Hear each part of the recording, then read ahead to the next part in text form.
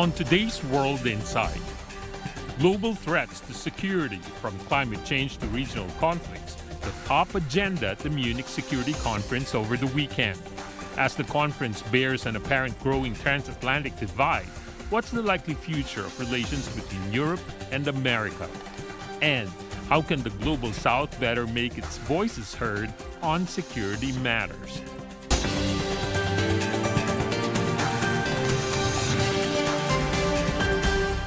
Hello and welcome to World Insight with me, Tian Wei. The 61st Munich Security Conference concluded on Sunday, exposed the fundamental rifts between the United States and Europe, especially over the Ukraine crisis, as European media write. In his address at the Munich Security Conference, U.S. Vice President J.D. Vance said Europe's biggest challenge was not external threats, but internal democratic erosion, which drew sharp criticism from European officials.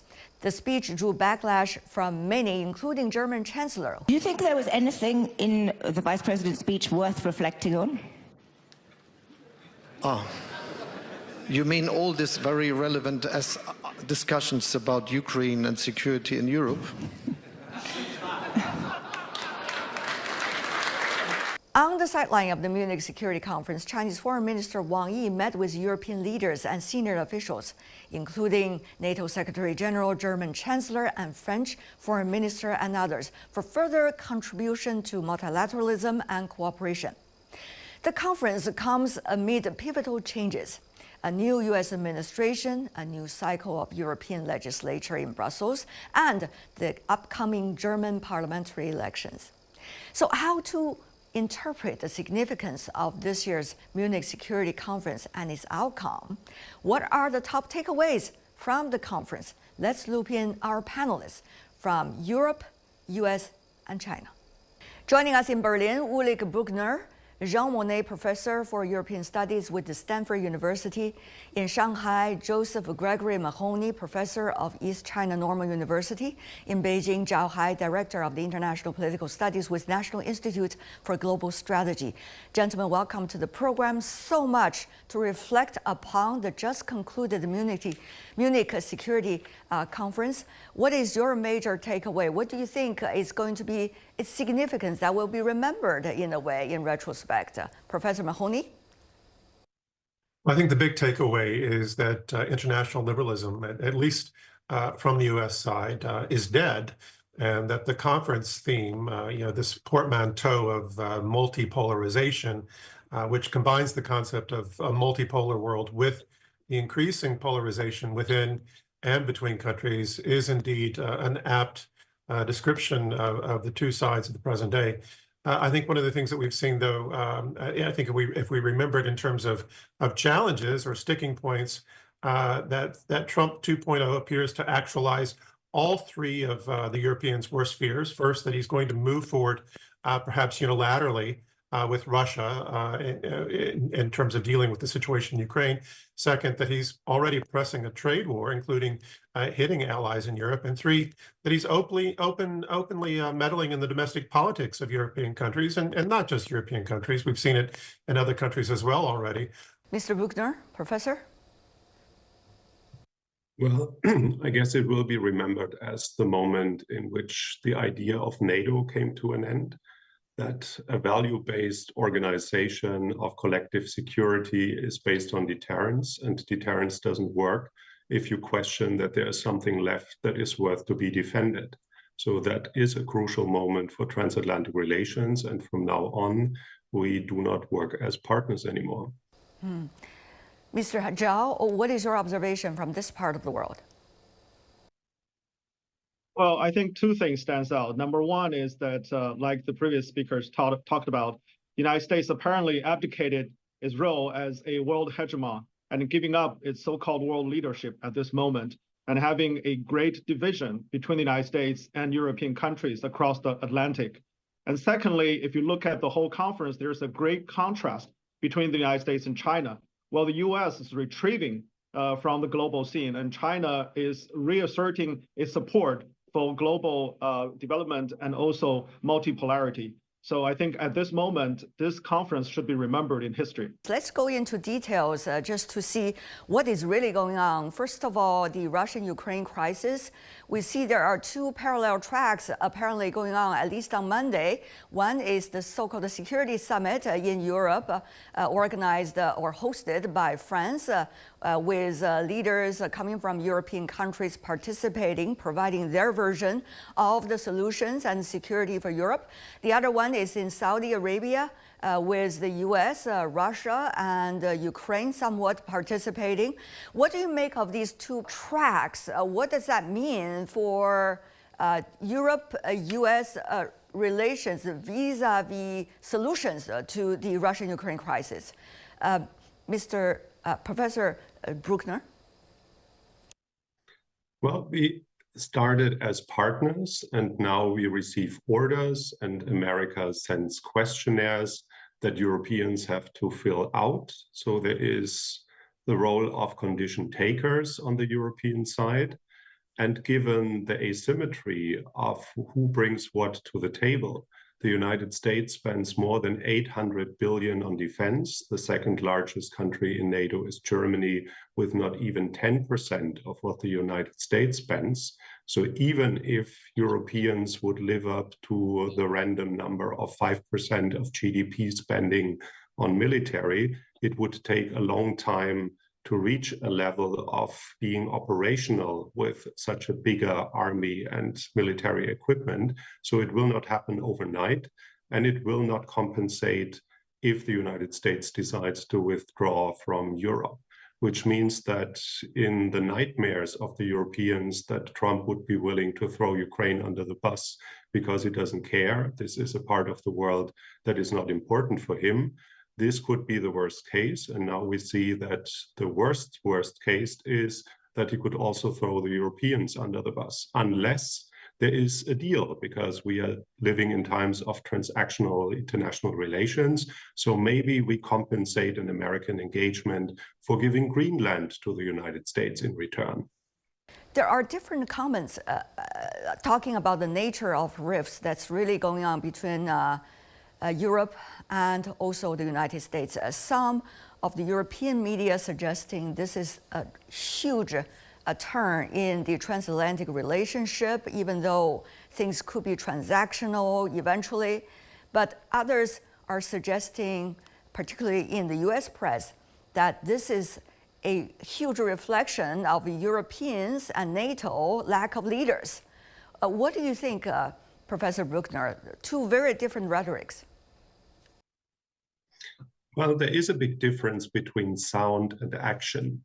And we have seen this in the past, and we continue to see this in other areas that also overlap, because this is a torrent of announcements and accusations and speeches given by relevant and then not so relevant people who represent something like the administration. So all of this has to be taken with a grain of salt. On the other hand, what is currently happening here has a different quality because it changes the roles and it highlights differences in a way that we used to do in a different way. The Biden administration has been considered the last transatlantic administration in the White House because everyone after will represent a United States that is not first and foremost with European background, but more Asian or more South American descent. So the composition of the American demos is a different one, and that will also be represented in the White House. But leaving this aside, the Trump's perspective on Europe is that we have to deliver and we have to follow the guide, the orders that are coming from the White House. And that doesn't really look like a partnership in any way. So there is a fundamentally different quality, and what will be negotiated in Saudi Arabia comes with a price tag, and Europeans are expected to pay for it. Similar to what we saw in the first administration, I will build a wall and Mexico is going to pay for it. We heard so much during the speech of Vice President Vance, as well as the mini speech given by the current new Defense Secretary of the United States. Hard power, that phrase came up so many times, Mr. Zhao. And also the U.S. is coming in from the positioning of strength. That's also a very familiar phrase to this part of the Pacific, dating back a few years ago. So what is your observation of this apparent rift or rupture between parties across the Atlantic and also the current two parallel tracks regarding Russian-Ukraine crisis solutions? Well, apparently, G.D. Vance, the Vice President of the United States, and also Secretary of Defense, Hector, are both putting on America First foreign policy on full display in Europe. They're actually hitting Europe with the core idea of American nationalist populism that is respecting power and disrespecting the current rule, so-called international rule-based international order. So that breakdown actually brings us to a very new reality and new thinking in terms of global geopolitics, and in particular, what is going on in Europe. And to apply that very idea to the resolution of the Ukraine war, we can see that the United States is going straight to Russia instead of uniting with its European allies and then talking to the Russians. So they're trying to find a bilateral solution before they can go multilateral to their NATO partners and European countries.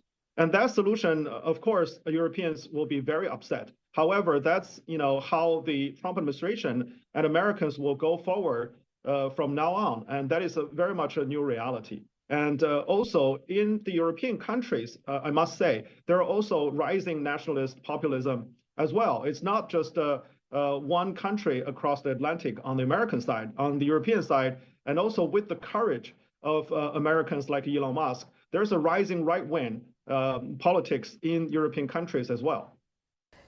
Complaining is one thing, rhetoric is one thing, but the real capability, quote unquote, of the Europeans to make a difference out of the America's rhetoric of so-called hard power against the Europeans, are there much solutions, or this is more of a wrestling period, rhetorically, but eventually the Europeans have to kowtow into whatever the American approach is. After all, the security guarantees and also the so-called hard power are in the hands of the Americans.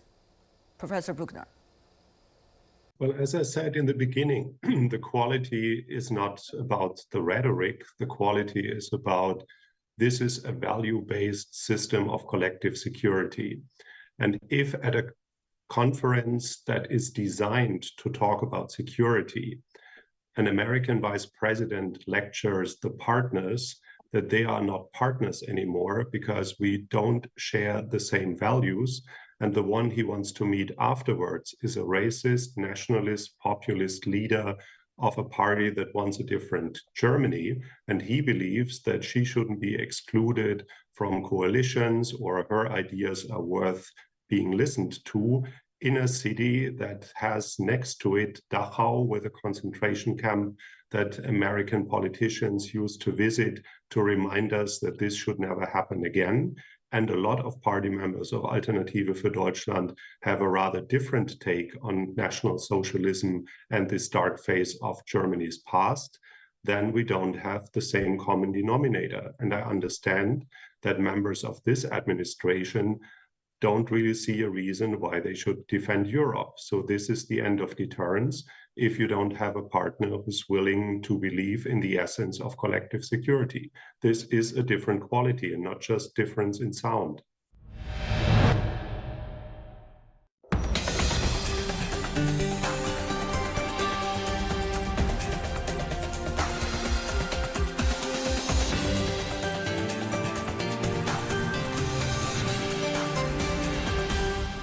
We see a very interesting picture in Munich Security Conference. It's not just the US and Europeans, but also other players coming from the Global South, China included. For example, China's a foreign minister interaction with the president of Munich Security Conference talking about China's role on the Russian-Ukraine crisis, its commitment for playing a role for peace and stability. And also we see a Chinese foreign minister meeting with the Secretary General of NATO. The NATO Secretary General Rutte said, quote, as a regional defense organization, he said, NATO has no intention and will not expand into Asia. He said, expressing willingness to strengthen dialogue and communication with China to enhance understanding and mutual trust. That's a quote coming from the readout from Chinese Foreign Ministry after the meeting. Europeans' regional peace and stability is getting more and more important for China because China has a national interest and trade interest with European countries and security interest. And also because the United States having this so-called strategic competition with China and trying to involve European countries, and in particular NATO forces, into the Indo-Pacific.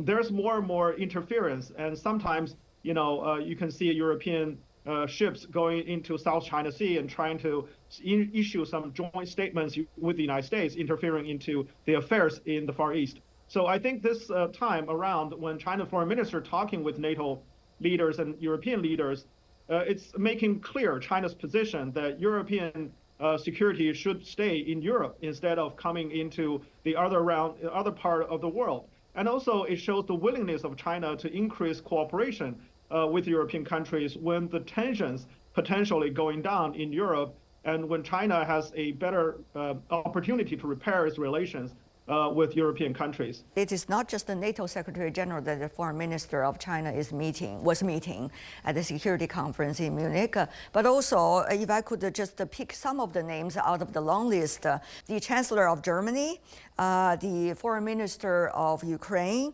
the Foreign Minister of France, and the list goes on. So how do you see China's overall interaction between China and European countries on security issues? Whether the world turns from a multilateral system into a multipolar world, what we now saw in Munich is the exact expression. There is a complicated new relationship between the United States and Europe, and China instantly slides in and offers an alternative. We have overlapping interests. If there is no system of collective security that stands in the way, and the loyalty of America towards Europeans and Europeans towards America is no longer a thing, then we can simply look into transactions and see who could benefit from what ad hoc forms of collaboration. I think this is the signal that was sent yesterday and the day before yesterday at the conference in Munich. And it doesn't really come as a surprise if you look at the long-term developments in what direction we are heading. If I could follow up, we've seen occasions and chances for China and the European countries, including with the European Union, to cooperate on different issues. But overall, we have not necessarily seen a tremendous success over the past few years as the world is getting ever more complicated. Is this just going to one of those chances passed away, likely, eventually, or this is likely to be a bargaining chip for different parties to use in negotiations vis-à-vis Washington? Well, Europeans believe that we are in the Western world based on the same values and principles. But if this is sort of a projection on the United States, that we believe that what Obama or what Biden represented is the real America, or the America that we want to see being led by, then this was a false projection, because apparently there's a majority in the United States that has a very different understanding compared with the values and principles that Europeans consider to be Western.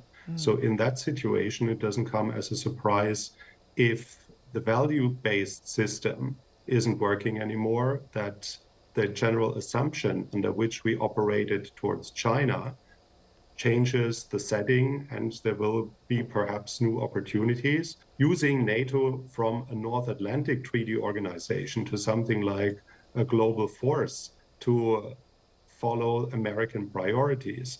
This doesn't operate under the conditions that I just pointed out, I see. that collective security isn't working. Transatlantic relationships are becoming ever trickier as there are so many moving factors regarding the real nature of this relationship eventually. There are also other things that are going on. For example, the United States and its allies in the Pacific region. Mr. Zhao, we have noticed that, for example, regarding China's sovereignty and territorial integrity, this time also about the Philippine foreign minister and defense minister vis-a-vis China's sovereignty in the South China Sea.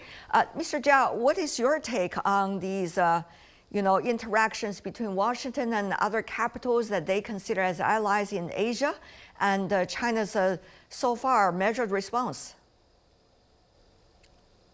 Well, I think, as you mentioned, on the one hand, U.S. policy towards European countries and transatlantic relations have been shifted dramatically. However, its policy in the Indo-Pacific, in the Asia-Pacific, is still not very clear. So there's a continuation or some sort of a legacy going on here. And some in Washington, D.C. is still trying to encourage the Filipinos or the Japanese trying to continue its previous trajectory through the Biden administration, trying to reinforce its alliance system in the West Pacific and continue trying to confront with China.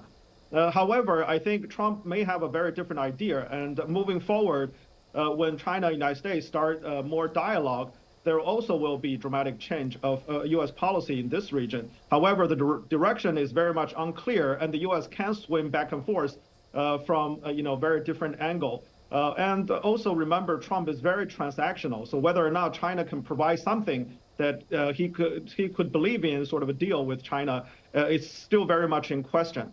But again, even though China-U.S. relations is the world's most important bilateral relationship, the world is still moving toward multipolarity, as we discussed today, and as the Munich conference made very clear. So in the future, there are many actors in the world, and the U.S. role will shrink continuously, whether or not some of the elites in Washington, D.C. would recognize it. So China will play a bigger role and still trying to uphold multilateralism in the region. And I think moving forward, more dialogues in the region and also the restructuring and constructing a more peaceful and prosperous regional sort of peace structure is much more important, in terms of maintaining peace and stability in the South China Sea, across the Taiwan Strait, and also in the Korean Peninsula. So for China, it's very much important national security and regional security issue. But for the world, it's also very much a key issue that all the participants will be looking at. But Mr. Zhao, if I could follow up, China certainly has its own plan in terms of how to maintain stability, prosperity, both in the region and with its many partners around the world. But this is a world not free of disturbances and interruptions.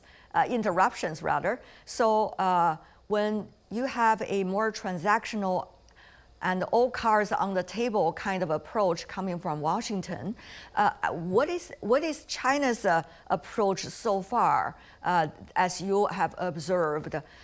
We have seen others, for example, whether it's in trade or in geopolitics, as people seem to be more measured in response to what the rhetorics of the day from Washington, and do not want to go to details unless there are already actions coming from Washington rather than rhetorics. What is China's approach as you have observed so far? Yeah, if you look at what Foreign Minister Wang Yi said in the Munich Security Conference, it's very clear China is preparing for like a two-pronged strategy towards the United States and also the current situation around the globe.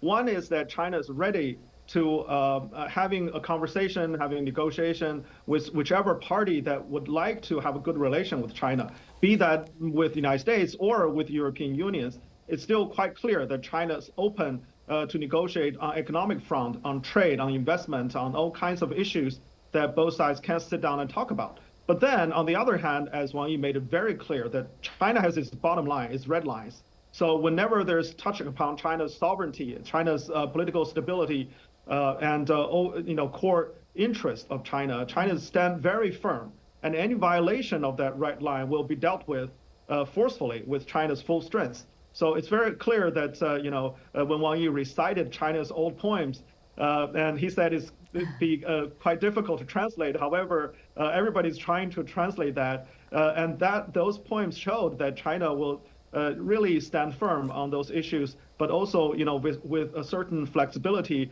on other issues that is, to everybody's interest if we can create a win-win situation. Right. Professor Mahoney, your thoughts about what has been China's approach at this moment, 1 month into Trump administrations?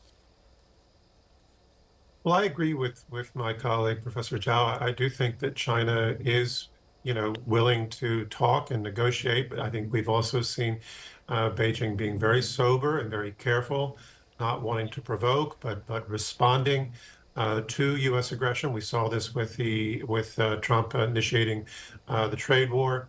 There are a couple of points here, though, that just to I think bring some closure to some of your discussion, and that is, why is it that we're still in a state of flux right now, largely with Asia, with East Asia, with China?